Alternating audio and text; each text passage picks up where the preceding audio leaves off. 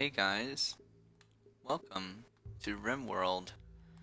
I am Ruckus, and this is going to be somewhat of a different kind of game session. This is going to be a little bit slower paced, pretty laid back. There's going to be a little bit of action, uh, but this game, Rimworld, is really awesome, and it's about the story that happens around your crew that have crash landed on this Rimworld. So, without further ado, I already have a world, I think. So, I'm going to use. Let me see here. I think for the fun of what could happen, I'm going to use Randy Random. He doesn't follow rules. He'll generate random events, and he doesn't care if they make a story of triumph or utter hopelessness. It's all drama to him. I think pure random is the way to go for this. And I'm going to put it in rough. I don't think I want to challenge so much as I want random, somewhat rough fun. Alright, of course, Thaum here is the randomly generated planet that I have generated and played with before. Just because you played on a planet doesn't mean you've seen everything, as you will see in a moment here when it loads up that there's a lot of space here. And if I zoom in, you can see like this square right here, that's the area that you play in. So now if I zoom back out, see he just kind of, there's like a little white dot there. Yeah. So I think that today, geez, how do I move again? That's right, AS and DF. WASD. We are going to settle in maybe a temperate forest along the coast. Or, well, yeah, have a temperate forest along the coast right here. Southern coast of this continent on Thaum. Of course, you can get all the information that you want from it.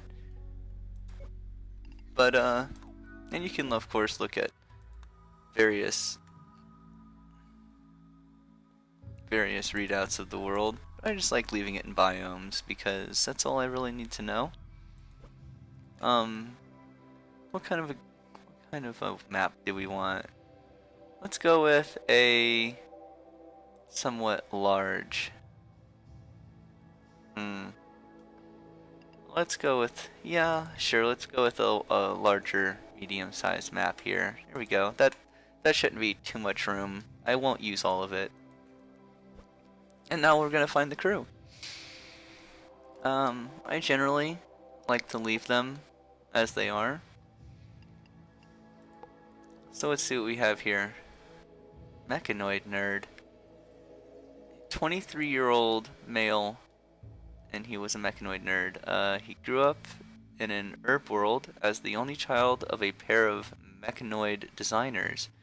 They encouraged his interest in the machines. Eventually, he became obsessed with building his own. Oh man. Unfortunately, this also led to him being a loner, as he preferred technical books to friends. Well, he looks like he does it. What is his research skill? Oh, it's a 6. He doesn't have a burning desire to do it though. Okay. He was also a military engineer. That kind of goes in line with his childhood. He worked as an engineer for a colonial military. He got to play with weapons, murder drones, and other fun stuff. He specialized in repairing and modifying mechanoids' tools. Sometimes he tested them himself. So this guy is just a beast at construction. Let me see. Shooting, melee. Oh man, look at that. Okay. So he is our construction guy slash guns guy. Of course, we don't get to choose this. This is what we were given. This is what was on the ship. We're not going to randomize them. He is not incapable of anything, and he is a careful shooter, which means he gets +3 shoot. Oh man, look at that. That is awesome. Cool. Okay, so that's Marcus. We're going to give him a different nickname though when we get there. Here we have another male. He's 39. He was a medieval lordling as a kid. He was a minor noble in an old kingdom on a medieval world. He grew up in a manor made of stone, served by bowing lower classmen. Such a life teaches no technical skills and instills a lifelong aversion to manual labor, but Keith learned early the ways of social manipulation. Oh. So he's kinda Luddite rebel? As an adult, when the majority of people on his world chose to give up their individuality and biological humanity to join together in an online hive mind, Keith joined a rebel faction that chose to forsake most technology. So he can't research, he can't craft. But he's pretty good at mining and melee. Alright. He's incapable of anything intellectual, and he's kinda lazy. Which, sucks a bit. He's gonna be a bit annoying, probably. And Doug. Douglas Black. 22-year-old male colonist. He was a VR addict as a child. He was a VR head.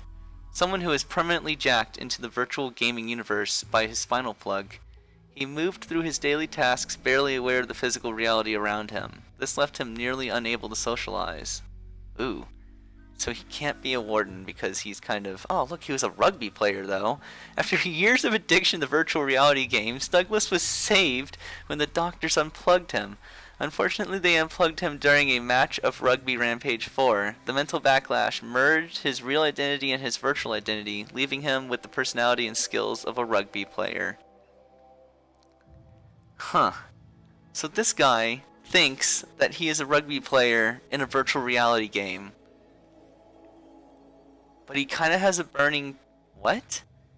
He kind of has a small passion and a little bit of everything.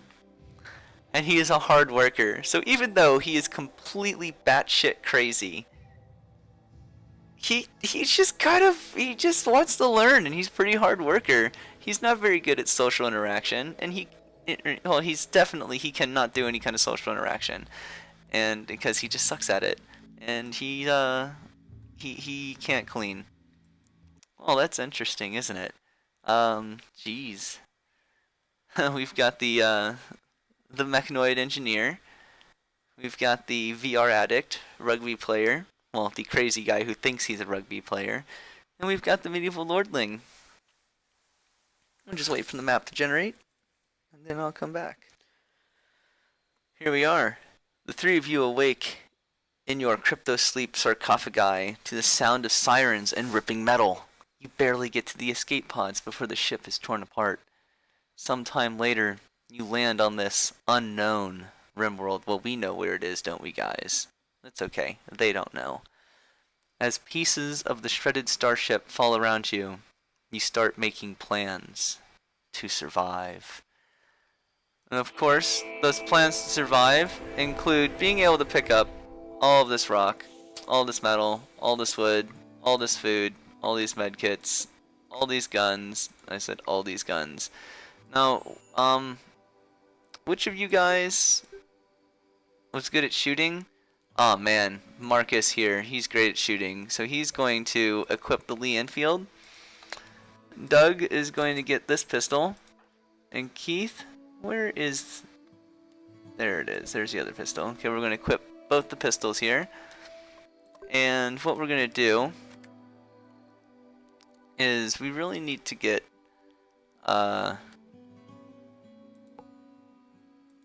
we really need to get some zones set up first. So we're going to stockpile. We're going to use these walls here as like a little reference. We're going to use this as a stockpile for shit. And we're going to have a dumping stockpile right next to it over here. Look at them, they're already getting to it. Structure. Oh wait, actually, before anything else, I need to mess with this. Of course, I'm going to go manual priorities. Everyone should be very concerned with firefighting. 3 doctoring, 3 doctoring, 3 doctoring. Okay, so pretty much everyone sucks at doctoring equally, so they are all going to equally doctor. They all need to be patients. Keith, of course, being the only person with relevant social skill necessary, is going to warden. And let's see here. I'm probably gonna cut here and come back after I have decided how I have everything laid out. Okay, so this is the initial layout. I might have to come back and change this. I'm not going to try and explain why I put what where, because that is just too much. And I would kind of like to try and do this without pausing as much as possible. The only time I will pause will of course be during emergency situations. So we want a no. We want a metal conduit wall. Or we want a wood conduit wall, more accurately.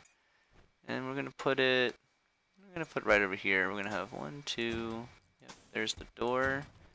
2, 3, 4, 5. Yep, perfect.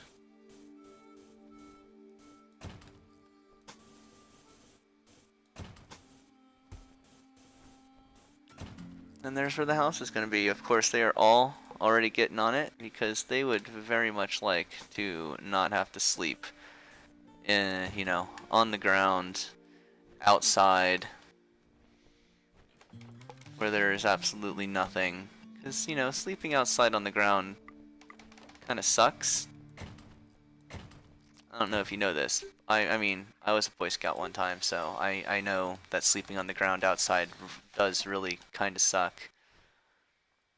We can also put maybe a regular good old-fashioned wooden door here. And we of course are going to need to chop some more trees for all the wood we need for this. Why not just chop the trees right here in the immediate area? All of them are freaking... Look at this. They know that they need a place to stay. This is important. We might eventually use this building, so we're just gonna claim it, and of course this wall is also ours, and oh, so is this one.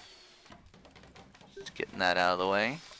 So while they're working on their home, I'm going to just kind of lay out some more plans for quite possibly the rest of the complex. Or at least the beginnings of the rest of the complex is more accurate. I'm not going to lay out the whole complex, just the residential area. Alright, there we go. I think we just have one more bed to build. Yep, we have one more bed and a few more walls, but I think that'll be done before nightfall, and they will at least not be sleeping on the floor outside. They will of course not be happy that they are sleeping in a room together at all, but they'll get over it. Let's see here now. We're pretty much setting up camp right where we landed, so what is... Ooh, boy. Here's the coast. Okay. We could actually build on the... Do we want to have a beach home? No, we can't really do that too well. Let me see, what's over here? What is... Oh, that's food. Okay. So we have an interesting area around us. Ooh, look, a steam vent. That's good to know where those are.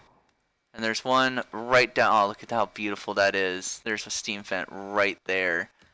Alright, we're going to order anything within this area to be hauled to its correct place.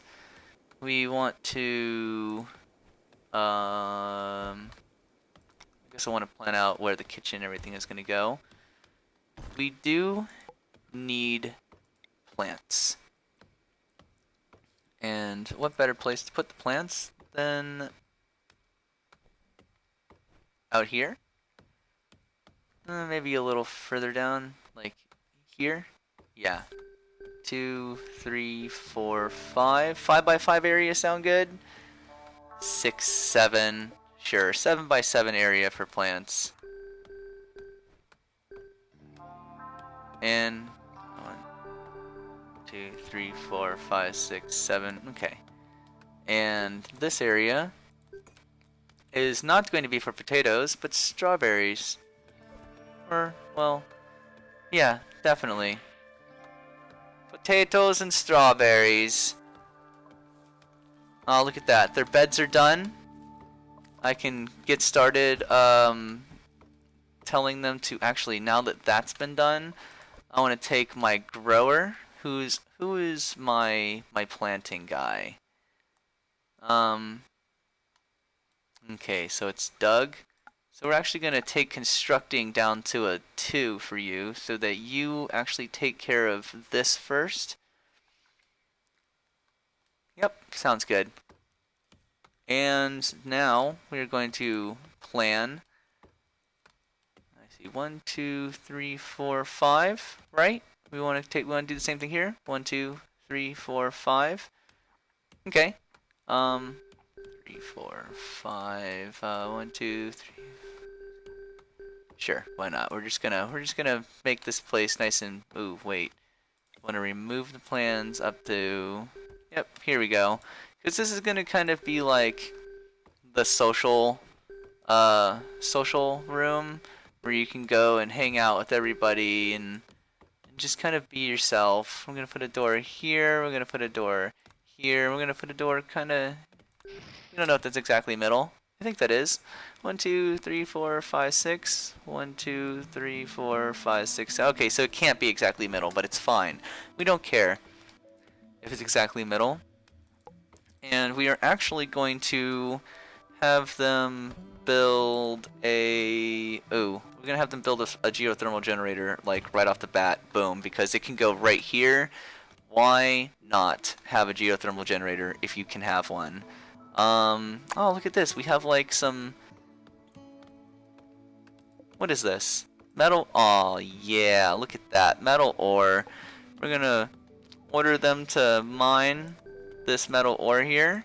Because this stuff is just, you know, freaking useful for building all kinds of stuff. Like geothermal generators and power lines, of course. Kiyuniki, Doug, and Keith. I think I'm just gonna. Yeah, I think I'm just gonna leave their names as they are for now. Let me see here. What else do I need? I need to put in some power conduits that go right here because this is obviously going to be a structure, and we don't need power conduits running the whole length because these are going to be conductive walls. There we go. That's beautiful. Oh, look at that. And the geothermal generator is already going in down there. Oh man, things are coming together so well for such a haphazard bunch of guys. I'm just gonna get everything ready to go. We're gonna put in some wooden floors because we don't really want anything too fancy just yet. Let me see here. I'm not gonna put anything inside until after the structure is actually built. Oh, and hey, look. They're sleeping. Of course, he is kind of hungry, but I think he's had, right? Yep, ate off the ground, sharing a bedroom, but he has social chat and he has the new colony optimism. Oh wow, actually, they're all. Thank you, autosave. They're all kind of in the same boat here. They're all at about the same. Yep. Keith is the most pessimistic out of the bunch, and even he's right up there with everybody else. So, hell yeah. Let me see, what else do we have around here that we can kind of look at before the gentlemen wake up? Ooh, what is this? Like a little oasis of plants and stuff. I really like the beach down here. This is cool. What is this? Tortoise. Jeez. Kind of, ooh. Is there any more metal in the, actually I should do this. Zoom out really far. And then, yeah. There we go. All that metal is free for grabs, guys. Whenever anyone wants to go down to the beach, take a walk, maybe pick up some metal. We've got, look at this, we have like half-assed structures all over the place. I wonder, oh wow, look like a little lake. Or a pond. I wonder if like other people have come through and like tried to build places but have like been shot down by pirates and such. Of course, we are no different. We don't really have much more than anyone else had ever built. In fact, we kind of built in the middle of what looks like it was an old. Oh, look at that. Doug is the first to rise with Keith on his heels.